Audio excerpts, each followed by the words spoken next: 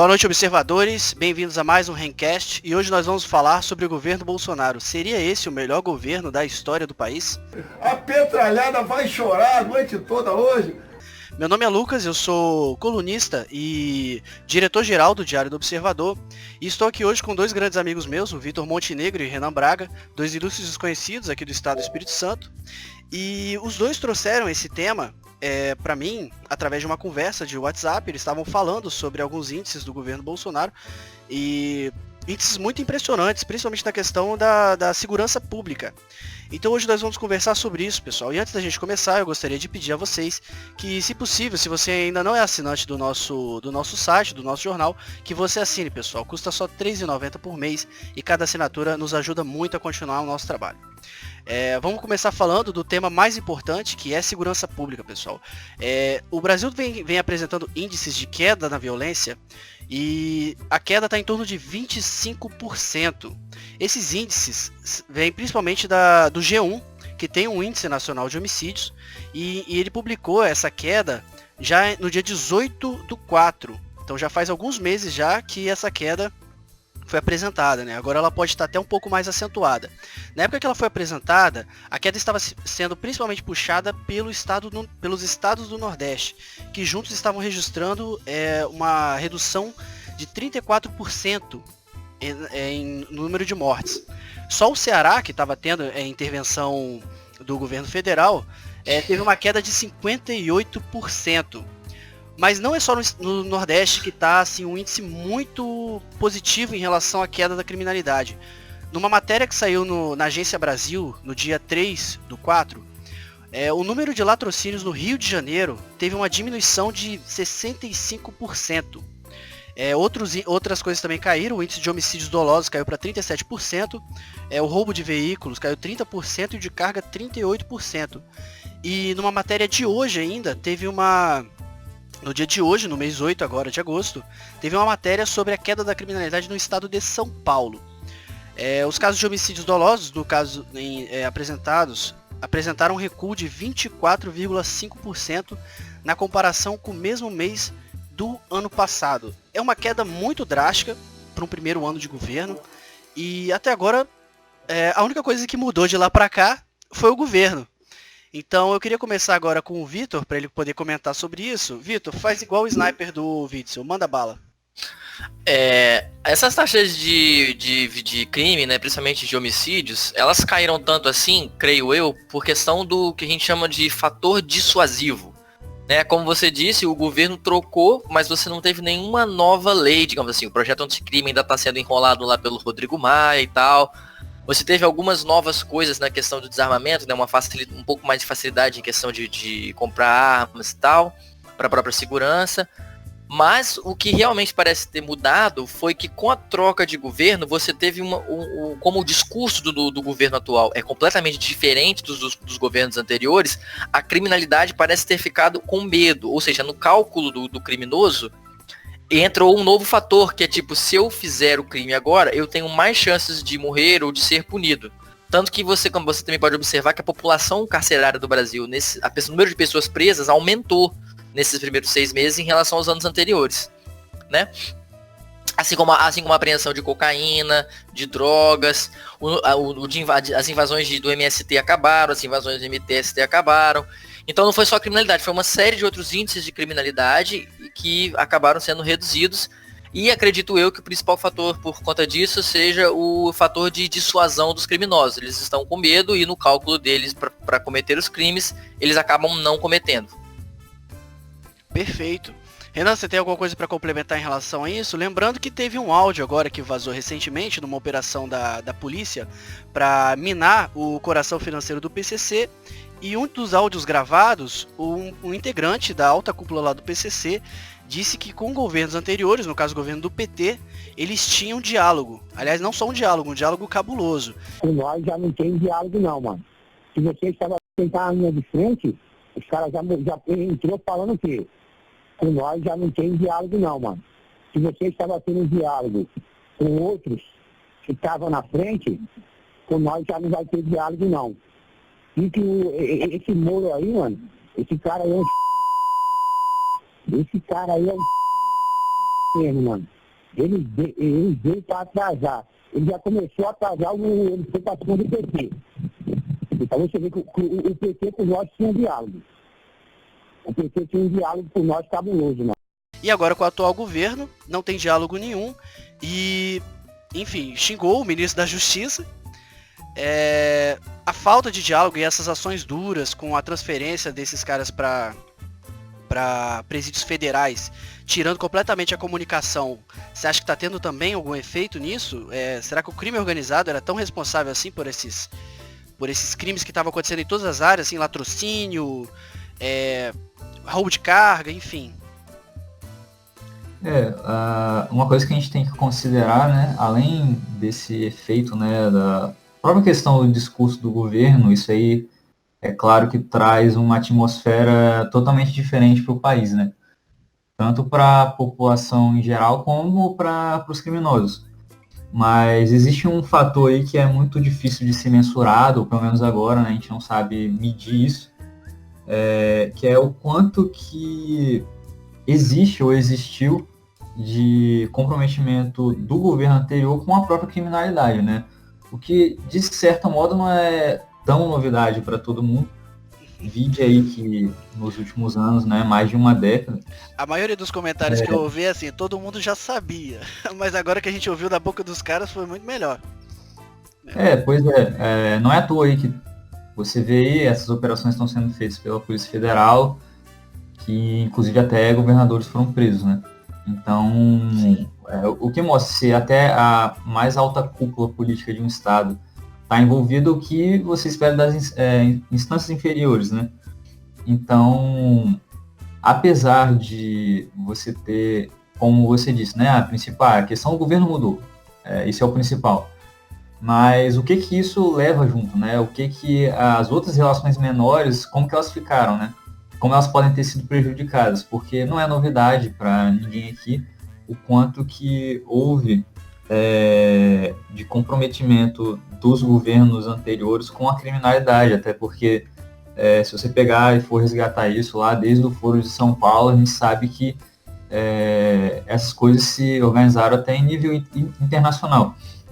Basta lembrar também outras questões, como, por exemplo, só para citar aqui, que o próprio PCC, que você falou, e também vale a pena falar do Comando Vermelho, foram facções criminosas, né, que surgiram inicialmente com viés político, né, e muitos dos membros ali, sim, que têm um discurso marxista, também têm uma semelhança com os líderes políticos que até então foram os que mandaram aqui no país, né. Então, na minha opinião, tem toda uma relação quanto a isso aí. O PCC e o Comando Vermelho, o Comando Vermelho chegou a participar de alguma reunião do Foro de São Paulo, o PCC, se eu não me engano, participou. Na verdade, o Comando... Não, essas facções brasileiras, elas nunca participaram diretamente das reuniões do Foro de São Paulo. Quem participou foi a Farc e o MIR chileno. É verdade. Né? O que aconteceu, na verdade, o Eduardo de Matos Alencar falou isso no Twitter, acho que tem no livro que tá saído dele aí, que o PCC, ele realmente começa a crescer a partir do ano de 2003, né, quando o Marcola, que é o líder máximo do PCC, pelo menos aqui no Brasil, que é marxista, confessadamente marxista, ele tem formação universitária, inclusive, ele dialoga com um grupo terrorista, acho que do Chile, e nesse diálogo que ele tem com esse grupo terrorista do Chile, ele remodula toda a estratégia do PCC organizacional, e a partir desse encontro desses dois grupos, o PCC cresce, né? E acho que esse grupo participou do Foro de São Paulo, eu não lembro o nome dele agora, já chegou a participar. Então você tem essa certa ligação indireta, e você tem também a Farc com o PCC, você tem, acho que líderes da Farc já declararam que tem certas alianças e tal. Porque a gente tem que entender, assim, que esses grupos, eles, a maneira como eles funcionam, né? Essas coisas não são, assim, tão declaradas e não são tão claras, assim. Por exemplo, igual você vê que no Estado brasileiro, até pouquíssimo tempo aí, você tinha uma hegemonia de partidos de esquerda. Apesar de que na prática, todo mundo sabe que a maioria deles atua conjuntamente, né? Então, essa visão que a gente tem sobre um grupo é diferente do outro, existe uma dissidência, isso depende muito. A própria questão do PCC e do Comando Vermelho mostra que eles até servem hoje como eu posso explicar assim? Se você for pegar na história, você vê que no passado você tinha a luta armada por parte da esquerda no país. Isso aí, lá na época da ditadura, todo mundo conhece essa história aí. Com o tempo, dá para perceber que essa esquerda armada, né, clássica, marxista, ela vai abandonando essa ideia com a escola de Frankfurt. Isso vai remodelando a maneira de ação dela no país, mas como eles já não pegavam em armas dessa maneira revolucionária, clássica que eles faziam, essas facções criminosas elas serviriam e continuam servindo como esse braço mais violento, entendeu? Então, quando você quer matar alguém hoje, não é o próprio guerrilheiro que vai pegar e fuzilar alguém, mas você pode acionar o comando vermelho, etc. Sim, isso fica claro no caso do prefeito de Santo André, Celso Daniel, que se não me engano o PCC tá ligado com a morte dele, né? Eu não li o livro do Silvio Navarro ainda, tem um livro que eu estou contando a história aí do Celso Daniel. Mas se não me engano o PCC tem ligações com o assassinato do Celso Daniel, que era o inimigo interno do Partido dos Trabalhadores. Então você tem aí, né, essa histórica aliança, né, que eu já vi muitas vezes falarem disso, do PT com o PCC paulista, né? Não sei quanto aos PCCs dos outros estados, porque o PCC não é tão centralizado quanto parece, né? Ô, Vitor, só tocando mais de novo naquele ponto que você tinha falado antes da dissuasão, né, de pegar, assim, o bandido, ele faz o cálculo lá. Agora tem um governo que não está alinhado aí com essas forças criminosas organizadas. É um governo que prega contra a criminalidade, assim, a punição dura. E esse fator, ele não só pesa do lado do criminoso, como pesa também do lado dos policiais. Tem uma matéria que saiu agora da Agência Brasil falando que as mortes em confrontos com a polícia aumentaram em 49% em julho, se comparado com o mesmo mês do ano passado. Então os policiais, eles também estão se sentindo muito mais à vontade para agir. Se a gente pega o Rio de Janeiro agora com esse caso que aconteceu, poxa, o governador chegou lá para comemorar uma ação super bem feita. Então o policial, ele tá se sentindo, assim, a impressão que passa é que o policial tá tendo muito mais confiança agora no seu trabalho, né? Antes ele tinha um medo muito grande de ser punido pela sua ação, mesmo quando a ação era super bem feita, né? Sim, e além disso, você falou que o policial estão matando mais, né? Mas a gente também tem que ressaltar que eu acho que pelo menos no Rio de Janeiro... Não, mortes em confronto com a polícia, então o confronto quer dizer... Mas os policiais estão morrendo menos. Exatamente. Então eles estão morrendo menos e estão matando mais em confrontos com a criminalidade, né? E além disso, você tem também o fator que você comentou com a gente um dia aí, dos militares do governo, que o fato de você ter tantos militares no governo acaba também dando um pouco mais esse fator de dissuasão, porque embora o bandido às vezes não tenha medo da polícia, ele tem medo do exército.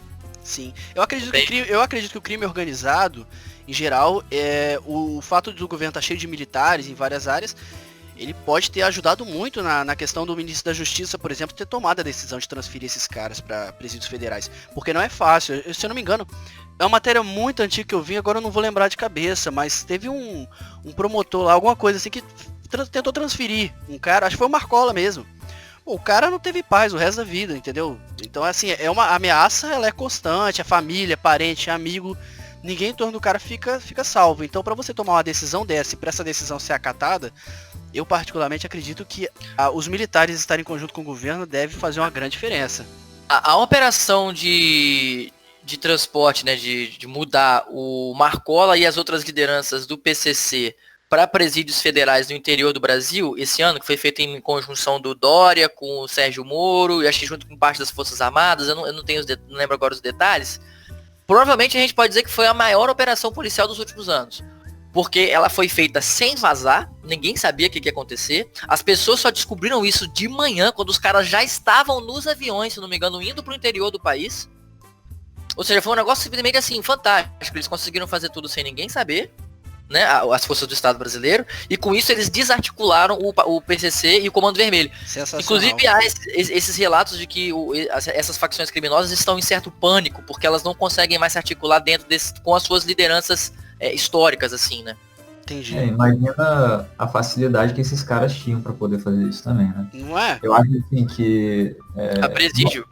Não só os criminosos, né, mas eu acho que toda essa conjuntura, né, a esquerda de uma maneira geral também não estava preparada para algo dessa dimensão. Eu mesmo não acreditei nem que o Bolsonaro pudesse chegar ao poder, o cara sobreviveu a uma facada, enfim. Nossa, aquilo foi trágico. Rapaz, e a queda tá inacreditável. A queda da criminalidade, pra mim, 65% na queda do latrocínio no Rio de Janeiro, pra mim, foi um dos mais absurdos. Mas vamos pular de pauta, só pra gente poder manter aqui o ritmo, porque tem outras coisas muito interessantes acontecendo no governo Bolsonaro. Vamos falar aqui do segundo tema mais importante, que são as relações internacionais. Cara, como é bom ter um presidente que não engole qualquer besteira que vem de líderes europeus, né, de outros países, e eleva o Brasil a um certo patamar assim de, olha, você pode até falar aqui, quiser conversar com a gente, mas tem que mostrar um mínimo de respeito. Em questão de parcerias econômicas, o governo Bolsonaro já fechou uma série de acordos, ele realmente fez aquilo que ele prometeu, partiu para o bilateralismo em geral. Em alguns casos, como a questão do Mercosul, ele tentou organizar os blocos, né, Mercosul e União Europeia, mas agora com a questão do Macri também, ele já falou que, ó, se não der certo aqui, se a Argentina quebrar, se o Macri sair, entrar a Kirchner e o país quebrar, por acaso, a gente não pode fazer nada, né? Os argentinos vão tomar a decisão deles, mas a gente sai e parte pro bilateralismo, né? O Brasil segue. Recentemente também, ó, duas matérias, né? Essa da União Europeia. O ministro da Economia, Paulo Guedes, falou recentemente que o Brasil já está se preparando para fazer acordos melhores com os Estados Unidos. I'm really rich. O Brasil já está fazendo acordos com o Reino Unido, que está saindo do Brexit. Então a gente já está também conversando com o Reino Unido. Então o diálogo internacional, assim, parece que o Brasil entrou no mapa. Inclusive, acho que eu ouvi o Felipe Martins, eu acho, comentando que nós também talvez seja para sair um acordo com o Japão, né, provavelmente relacionado à área de tecnologia, né, e esse acordo com a União Europeia, vários diplomatas do Itamaraty disseram que esse acordo ficou na gaveta por muitos anos, né, e só agora com o governo Bolsonaro que ele realmente foi tirado e os caras resolveram correr atrás e tentar fazer isso mesmo, né. Se não me engano, o impacto desse acordo com a União Europeia é de mais de 400 bilhões de reais, né? Quase metade da reforma da Previdência, se parar para pensar. Com esse acordo com os Estados Unidos, a gente não sabe quais são os termos, né? Vão estar nesse acordo, o que o Brasil pode ganhar, mas acredito que será muito bom. Inclusive porque o Trump hoje, com esse negócio que aconteceu da Amazônia, o Trump saiu em defesa do Jair Bolsonaro e pelo que parece, assim, estão afinadíssimos, né? Sim. Em relação à China, por exemplo, vale a pena comentar, o governo Bolsonaro não é lá amigo da China, todo mundo sabe que ele tem suas ressalvas, mas ele soube dialogar com a China e tratar com a China para que a China continuasse sendo a nossa principal parceira econômica, principalmente na questão do nosso agronegócio, né? Então ele soube realmente organizar essa situação, não teve prejuízo e manteve ali a distância para poder falar com a potência inimiga da China, que é os Estados Unidos, né, e aproximar o Brasil dos Estados Unidos. Então parece que ele está sabendo manusear muito bem essas questões internacionais. Mas assim, também vale a pena comentar, né, que todo mundo tem que ser esperto, né, nessa situação. Imagina o prejuízo que a China também teria em abandonar o Brasil dessa maneira, entendeu? Pensa apenas no tamanho da China, a população que eles têm e o quanto que o Brasil alimenta o mundo, né? Exatamente. A quantidade de comida que o Brasil exporta aí, a China é um dos países mais populosos do mundo. Ela também não poderia largar assim de uma maneira brusca. Exatamente, parece que ele soube medir assim, falou, olha, o que eles dependem da gente, a gente depende deles, fez ali o cálculo e falou, ó, vamos, e manteve uma boa relação na medida certa. Ó, em questão do respeito internacional, igual eu falei antes, assim, não sei se vocês lembram daquele caso, que eu particularmente acho ridículo, né, que o Lula fala, não lembro nem se ele era presidente no caso, mas ele falando assim que ele ia na França, ele tava lá acho que com o Roberto Marinho, falando que ele virava lá para os franceses e falava que tinha 20 milhões de crianças abandonadas no Brasil, e o pessoal aplaudia ele rindo no vídeo, né, falando que contava mentira. Viajar o mundo falando mal do Brasil, gente. Era bonito a gente viajar o mundo e falar, no Brasil tem 30 milhões de crianças de rua, no Brasil tem 30 milhões, a gente nem sabia, tem não sei quantos milhões de abortos, era tudo clandestino, mas a gente ia citando números, sabe? Se o cara perguntasse a fonte, a gente não tinha, mas a gente ia citando números. Que o Roberto, acho que é o Roberto Marinho que tava com ele, falou... Rapaz, não lembro agora quem é que falou que tava com ele, mas virou pra ele e falou assim... Não, foi o francês virou pra ele e falou, rapaz, não pode ter 20 milhões de crianças na rua, que senão a gente não andava na rua. E ele rindo. Então agora a gente tá com um presidente que quando... que vai lá fora, por exemplo, teve agora a questão do meio ambiente, né? Que a Merkel virou pra ele e falou que tava muito preocupado ali com a questão do meio ambiente no governo Bolsonaro. Ele não virou e falou assim, não, realmente, a gente precisa de sei o que, de ajuda e tal. Ele virou e deu uma nela, falou que o Brasil tá muito bem e que a gente pode ensinar para eles como é que cuida do país. Então, assim, essa altivez com relação a esses países, para mim tá sendo excelente. Inclusive, o Marcos Júnior, que escreve no Diário do Observador, fez uma matéria muito boa falando que o Brasil realmente tem muito a ensinar para a Alemanha, principalmente em questão de energia sustentável. Tá? Então, assim, o que vocês acham com relação a isso? É realmente uma diferença desse governo, essa altivez, ou isso é uma impressão minha? O nome disso se chama Ernesto Araújo e Felipe Garcia Martins, que é o assessor especial de Relações Internacionais da Presidência da República. Né? Todas essas posturas de altivez internacional, assim, de como o Bolsonaro se porta internacionalmente, você tem o tempero, pelo menos no sentido, não vou dizer ideológico, porque esse termo virou um termo de xingamento agora na imprensa, né?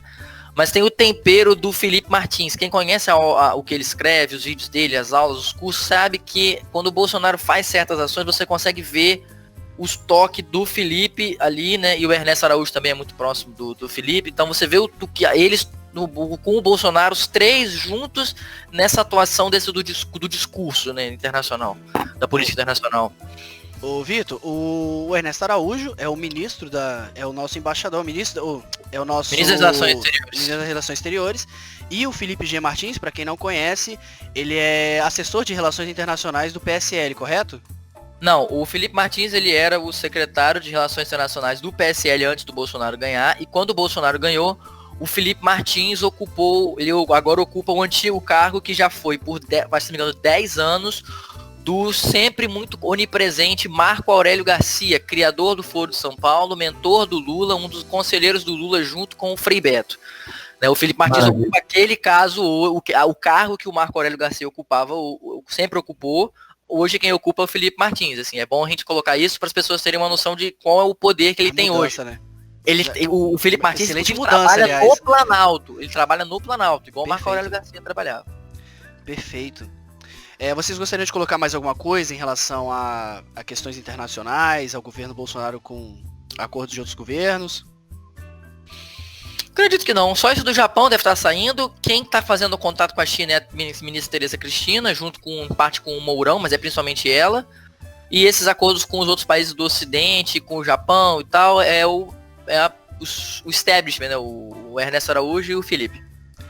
Então, vamos passar para a nossa próxima pauta, questões econômicas.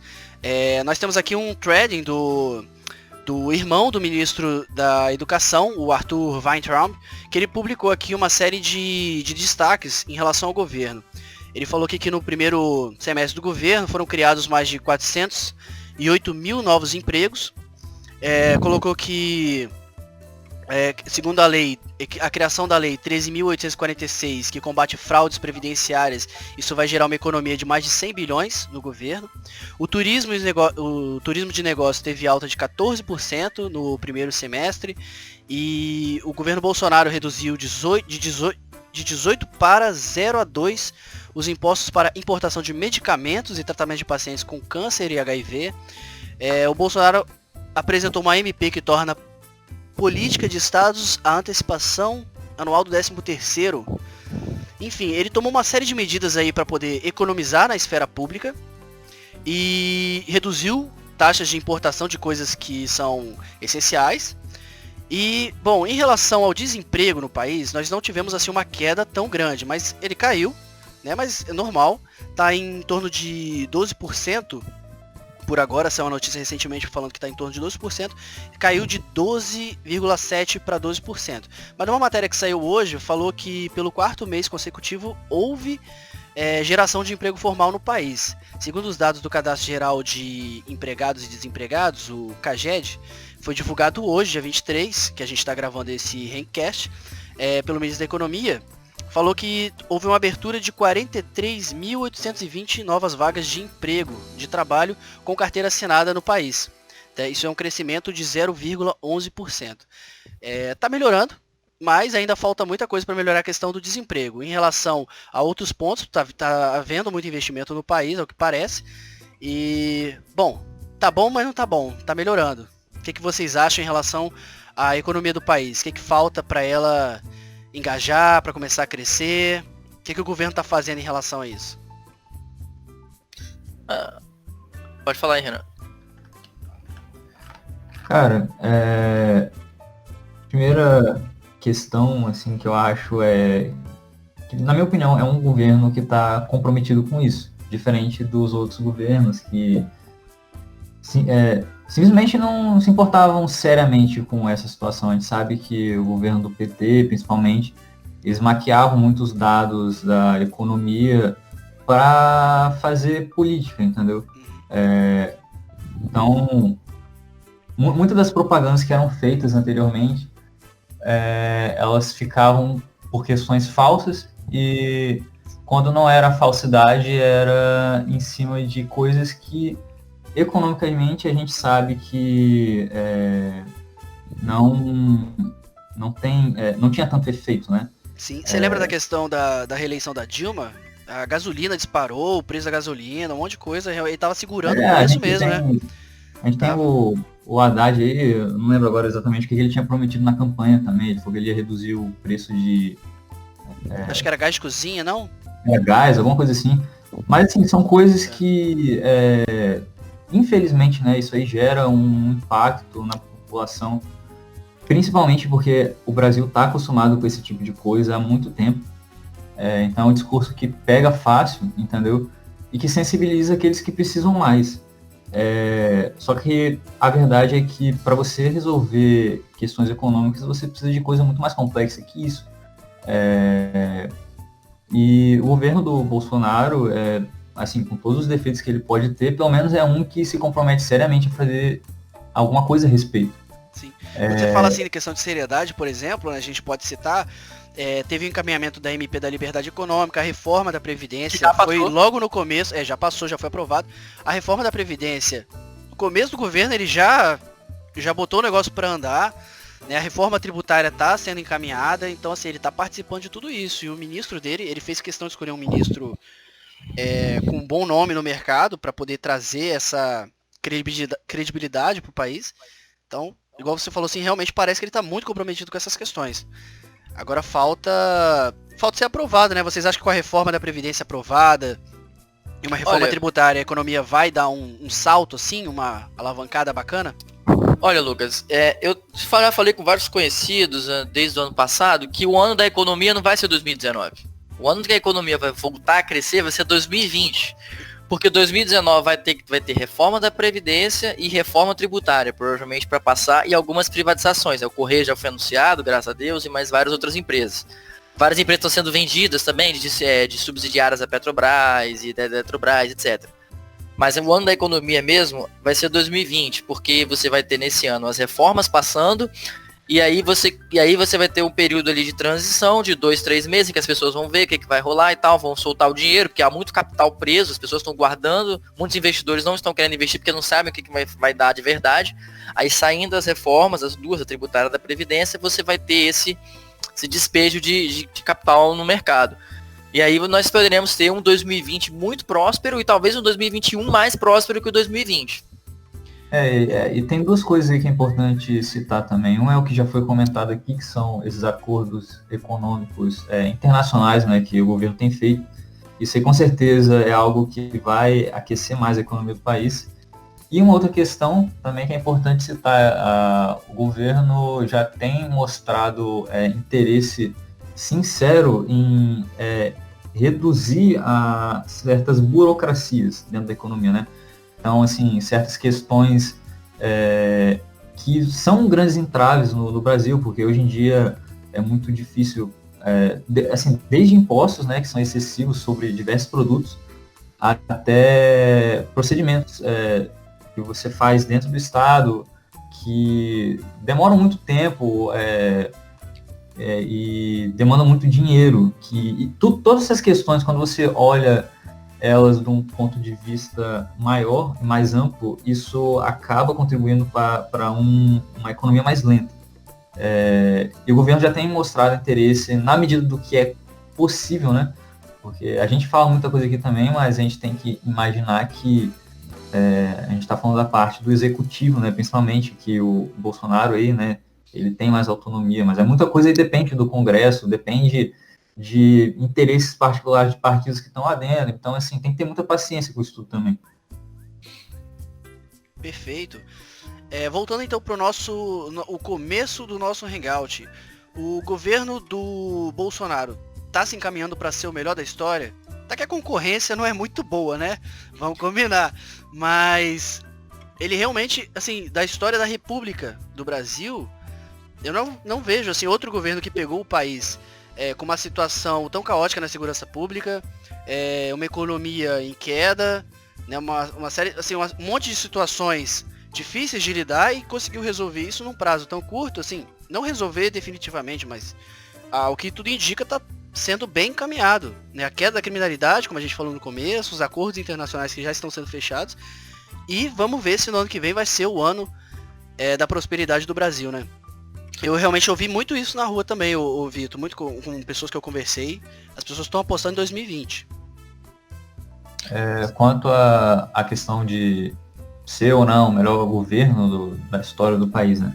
Eu ia fazer essa ressalva que você já fez, né? Se fosse para considerar toda a história do país, eu tenho lá minhas dúvidas quanto ao período monárquico, em especial por Dom Pedro II, que sempre teve minha admiração quanto a um governante do país, né? Agora, quanto à República em específico, né, excetuando a monarquia, agora falando da República, eu acho difícil realmente não ser um dos melhores, se não o melhor, até porque, como você disse, né, a concorrência aí não está muito boa. Né? Da nova República, com certeza vai ser, não tenha dúvidas. A nova República é praticamente uma piada, né? Eu acredito que a gente está saindo de um momento histórico aí. Eu acho que esse ano é algo que é uma diferença gritante, né? Todo mundo consegue ver isso. A diferença desde o fim da ditadura para agora, para esse novo governo, né? Que tem uma dinâmica totalmente diferente e até assusta. É interessante citar isso, porque, igual a gente comentou bem no começo, né? O governo tem muito pouco tempo de existência, não tem nenhum ano. E a intensidade com que as coisas acontecem, né? Tantas quanto as coisas que acontecem, quanto as notícias que vêm, é muito grande. Porque a oposição é fortíssima, né? A gente sabe que a mídia, de uma maneira geral, né? Ela é dominada por um pensamento oposto ao governo atual. Quanto pelas questões que o próprio governo está colocando em pauta, né? Então, a coisa está sendo muito intensa. A gente está vivendo um governo assim que as notícias circulam tão rápido e desaparecem muito rápido. Elas fazem um estardalhaço e daqui a uma semana ninguém mais lembra do que aconteceu, inclusive. É verdade. Tem alguns meses de governo e você tem uma intensidade maior do que, sei lá, mandatos inteiros de outros presidentes, entendeu? É verdade. Então, assim, minha opinião sobre isso sinceramente, se não é o melhor governo, pelo menos da República, é um dos melhores. Se a gente for considerar pelo menos da parte histórica do que a gente conhece, a gente já falou aqui da Nova República. Talvez na ditadura tenha alguém aí que a gente possa considerar também, mas pegando períodos anteriores a gente teve outras tantas ditaduras aí. A gente tem que pensar que a República surgiu por uma ditadura, né, de Deodoro Floriano, depois teve a ditadura Vargas, e o período ali, nesse ínterim, né, do café com leite, a gente conhece essas questões da oligarquia e tudo mais, e é até difícil a gente lembrar de um presidente que existiu naquela época, né? A gente nem conhece a nossa própria história sobre esse período aí. É verdade. Em relação à República, as grandes mudanças que ocorreram no Brasil, se não me falha a memória, foram sempre pela mão de ditadores, né? Foi Getúlio Vargas que começou a dar uma industrializada no país. Depois você teve o período militar, que também teve uma prosperidade econômica muito grande, uma certa ordem, mas que os caras estavam ali com a mão de ferro, né? O cara mandava em tudo, então ele dava aquela ajeitada. Em geral, agora é a primeira vez que eu vejo assim um presidente, o cara foi eleito e, poxa, tá indo muito bem. Sinceramente, os índices estão aí para provar que são realmente impressionantes. Pelo menos a queda da criminalidade, eu sinceramente vou falar para vocês, eu não esperava ver uma queda desse jeito, dessa magnitude ainda esse ano. Eu achei que no final do governo, assim, daqui a final do mandato, a gente ia ver uma redução de talvez uns 30%, 40%, mas logo assim no primeiro ano bater 25% geral no país, eu sinceramente eu tô impressionado. A questão, assim, é interessante a gente citar aqui também que o Bolsonaro é um fenômeno recente, né? Se você for considerar, pelo menos alguns anos atrás, ele não era essa figura como a gente conhece hoje. É uma figura até mais controversa do que ele é. E assim, vale dizer que o Brasil estava praticamente numa sarjeta, assim, no fundo do poço, entendeu? Culturalmente e tudo mais. O Bolsonaro, ele encarna algo na política que já é anterior a ele. Isso aí é um fenômeno que vem lá desde o professor Olavo, né? Que depois do que ele começou a publicar, a falar, etc., isso influenciou figuras como o próprio Bolsonaro no meio político, que agora é o presidente da República, mas a gente tem que considerar que existem mudanças expressivas acontecendo desde as universidades, nas igrejas e tudo mais. Então, assim, o país caminha conjuntamente. Isso aí não é uma coisa... a gente não pode falar como se fosse um fenômeno à parte, entendeu? O Bolsonaro não veio, assim, a partir do nada e surgiu e... Não, tanto que a gente vê que... Surfou uma onda, digamos assim. A gente vê que boa parte do mérito de todas essas questões, além, assim, o que me impressiona muito no Bolsonaro não é nem a sua inteligência, mas a sua coragem, entendeu? E o que contribui muito para que esse governo esteja tendo todas essas questões positivas é a equipe que ele carrega, entendeu? A gente vê pela primeira vez, talvez, assim, talvez eu não tenha vivido uma idade suficiente para falar a primeira vez, né? Eu digo pelo menos a primeira vez que eu vejo um governo em que você não ouve falar só do presidente, você sabe quem é um ministro, entendeu? Você sabe quem é um ministro tal, é um cara responsável por tal coisa. Em governos anteriores isso era ofuscado totalmente, assim, a gente ouvia falar de alguma figura pública mais por uma questão de corrupção do que qualquer outra coisa, entendeu? Agora, nesse governo, os ministros têm cara, né? Eles têm nome, eles representam algo. Quase um peso próprio, assim, né? Vitor, oi, pode falar. Para encerrar, vou fazer uma ideia aqui.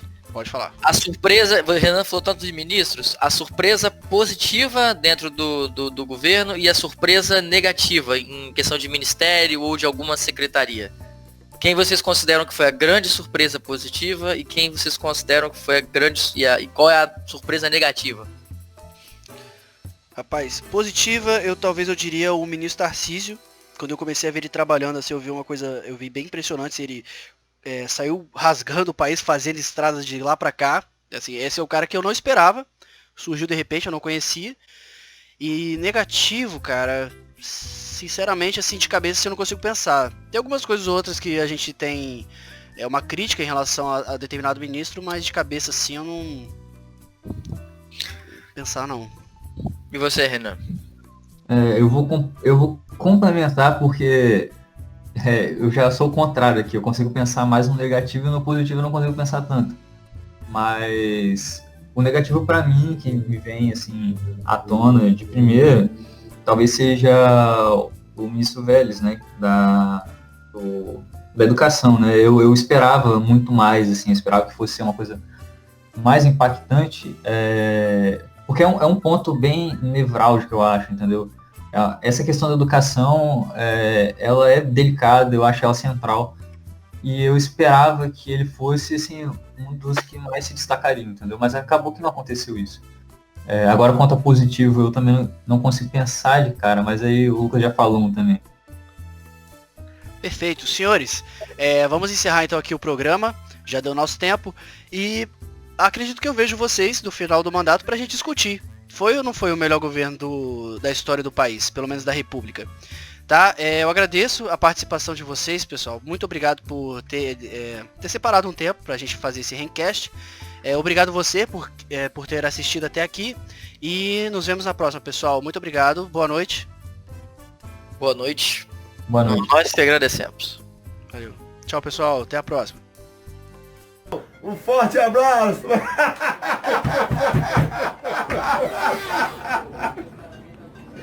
Valeu!